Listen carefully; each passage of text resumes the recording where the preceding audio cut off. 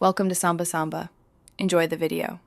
You begin by getting both devices ready and then acting immediately.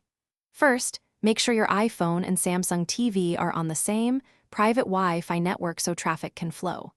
Once done, check for updates quickly because mismatched firmware often blocks discovery. Now open Control Center on your iPhone and tap the screen mirroring icon. This starts device discovery. You do this now to create the network handshake required for the rest of the steps, no waiting. Get it started. You should see the Samsung TV appear in the mirroring list. Tap it to initiate the connection. If the TV displays a pairing prompt or PIN, accept on the TV and enter the PIN on your iPhone. This verifies both devices belong to you. Make sure to allow any permission requests for audio or screen sharing so content streams without restriction. Once authorized, the iPhone mirrors automatically.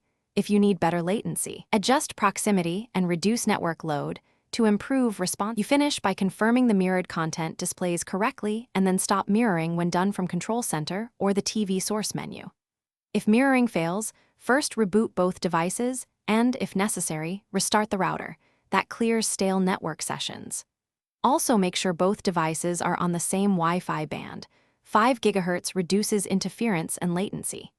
If problems persist, temporarily disable VPNs and guest isolation. Doing those steps resolves most authorization and discovery issues quickly.